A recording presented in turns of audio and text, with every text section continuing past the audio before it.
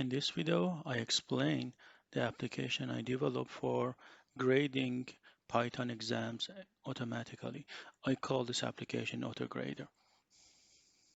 My exams usually have around 8 questions. Um, each question, belongs to uh, Bloom's taxonomy level. It covers, some required knowledge of programming, and it has different difficulty levels and of course different points. An example question can be seen here. It's about the Fibonacci uh, series. So this question has 1 point. The student has to create a .py file that includes only one function, fib. This is the signature of the function, fib parenthesis n, and they have to write it in a cursive way. I usually give them some codes so that they can use it for checking if the answer, the code that they have developed is correct or not. So for example, print fib10 has fib10 equals to 55 has to show a true in the output terminal. Note that usually, my questions have, a kind of, uh, it doesn't have random answers. For example, fib 10 uh, does not return thousands of possible correct results. But if there is the need there is a need for a random answer, then, the AutoGrader can always look for keywords in the student's code. So what do students do? They come to the computer lab. Computers has a clean hard disk and no access to the internet. A student write their code in Visual Studio Code or Jupyter Notebook. And for each question, a student upload a .py file into TestVision. The AutoGrader then, can be used. First, this application requires an Excel file like the following from the examiner. So assuming that we have question 3, there are several criteria. Fibonacci 0 must be 0, Fibonacci 1 must be 1. And for each of these criteria, a grade must be added or can be deducted if, the criterion is not fulfilled. So there's a comment if the criteria is returns true, and there is a comment if the criteria returns false.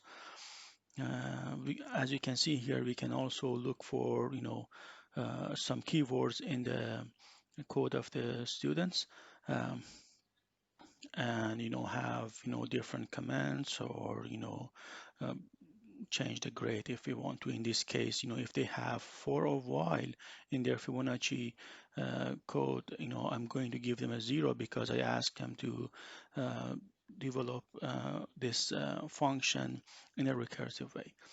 Um, so what AutoGrader does is that it retrieves all Python solutions uploaded by students into TestVision for that question. Then it tries to grade each question, it tries to grade question by question. And it uses the criteria that, I have given to them, I have given to this application through this Excel file. So, and that's sort of like this. And a typical Excel file that is created as a result of grading one question is like that. So you can see student IDs here. Also, you can see the student names if you want to, and the grade that uh, that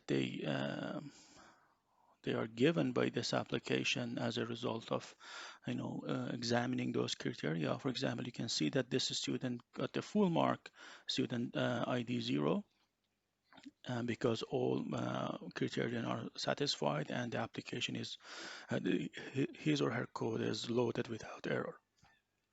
But for student ID number 4, you can see that there are Fibonacci Fibonacci for the inputs 1 and 0 works, but Fibonacci for 21 and 5 does not work.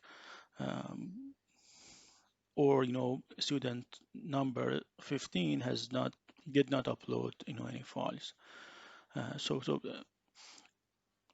This is the way that students, this is the kind of output that you would see for one question. Note that each code um, is run twice. First in its current form that the student delivered, but sometimes the student add some test codes in the files, and they create a mess. So I allow them to so my code in a way um, ignores those test codes and just focus on function or a class that is given by the students if I want. So, and this is the example overview file that is created at the end. So you see this exam had 8 questions related to class, files, function, and pandas, and you can see that for each student I know the grade, and the comment on that grade, um, and also the total grade. So this is great because when students approach you to figure out what is wrong, or he or she wants to peruse uh, his or her codes. So this can be easily done. You can also easily see where the problems are with the students, find the common problems. I can also use a function that checks for fraud. Students can copy the code and change the variable names. They can even swap 2 lines without harming the codes. So usually this happens during the projects. So my application can show the similarity between 2 codes.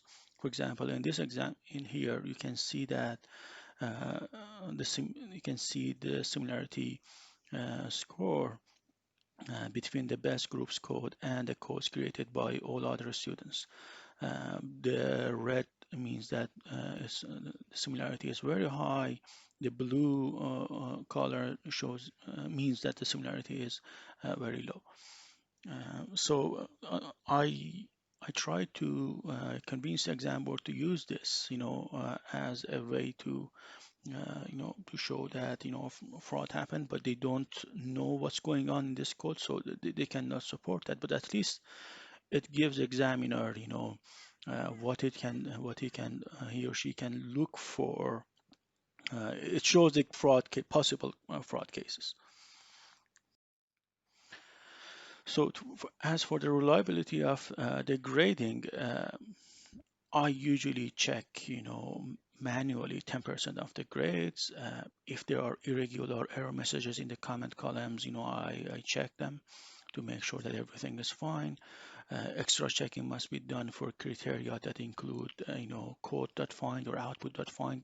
If you look for a specific um, keyword uh, in the code or in the output of the code, if print is used, um, and I also involve the students, to increase the reliability. The thing is that, what I try to do is I try to share the commands created by the AutoGrader application with the students in an Excel file.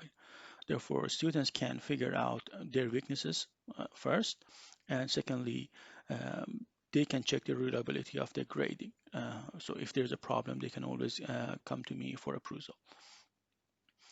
I also usually, gather the common problems and mistakes that are done by at least 10% of the students, and ways to resolve them.